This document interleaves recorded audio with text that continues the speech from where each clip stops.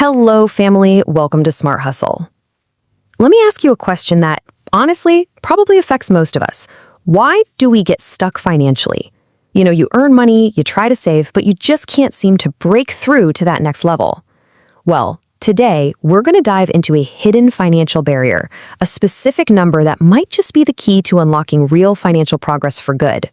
So why is it you feel like you're doing all the right things? You're earning, you're trying to put a little something aside, but you always seem to smack into this invisible wall. It is such a frustrating cycle, isn't it? Well, what if I told you there's a name for that wall? A hidden threshold that perfectly explains this exact struggle. And here it is. 50,000 Ghana cedis. Now look, this isn't just some random figure we pulled out of thin air. According to our source material, this number represents a really critical turning point. It's a milestone where the entire game of money fundamentally changes. Yeah, we're calling this a financial threshold. And the best way to think about it is like a water line. Below it, you're constantly treading water, just fighting to keep your head up. But once you cross it, you find you can actually start swimming, and you get to direct where you want to go. It is a complete and total shift in your financial reality. Okay, so what does life actually feel like below this waterline? This is what our source calls the survival trap. It's that state of constant financial pressure, where you feel like you're always reacting to life instead of actively planning it. What's so interesting about this is the stark contrast it shows. See, below that 50K mark, your focus is almost entirely on earning, just to cover immediate spending. You're in pure survival mode. But above it, your focus shifts completely. You move from just earning to building, from reactive spending to having real flexibility and actual options. It's like you're moving from playing defense to finally playing offense with your money. So why is it so incredibly hard to break past this line? Well, it's because the system below 50K is absolutely filled with leaks. Money comes in, for sure, but it immediately flows right back out through bills, daily expenses, lifestyle costs, and, of course, those dreaded unexpected emergencies that always seem to pop up at the worst possible time. It's a cycle that's almost designed to keep you drained. And this right here perfectly illustrates the feeling. Any progress you make feels temporary. You get a little bit ahead and then bam, the car breaks down or there's a medical bill and you are right back where you started. You're constantly hitting the reset button on your financial journey. But listen, it does not have to be this way. Breaking this cycle is absolutely possible. So in this next part, let's explore the path to taking back control and really look at what happens when you finally cross that barrier for good. Crossing that 50K threshold is a true game changer because it's the point where you can finally build a real financial foundation. This is where you can set up a proper emergency fund that doesn't get wiped out by one bad week. It's where you can start looking at serious investment opportunities. And maybe most importantly, you finally get the breathing room you need to actually plan for your future. But here's the crucial point. While it's a monetary figure, the most powerful change isn't the number in your bank account. It's control.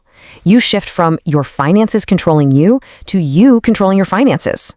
And that changes absolutely everything. Okay, so how do you actually get there? The source breaks it down into 3 essential pillars. First up, income growth. You simply have to find ways to earn more, whether that's a side hustle, finding for a promotion, or learning new skills. Second, expense control.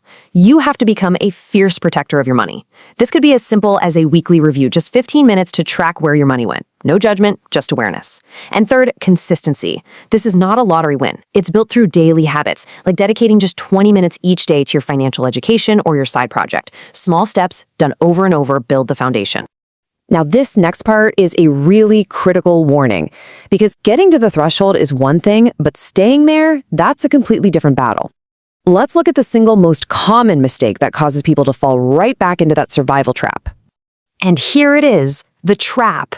People work incredibly hard to get ahead. They finally hit that magic number, and then they take their foot off the gas. They relax.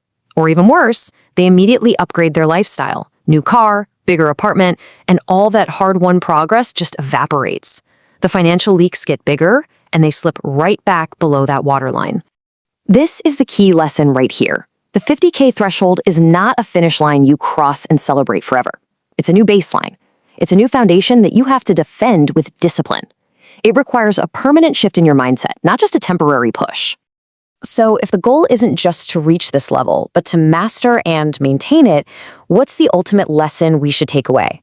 Let's quickly summarize the core idea of what it means to operate at this new financial level.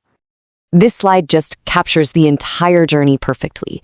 You are moving away from a life of financial survival and into a life of financial structure.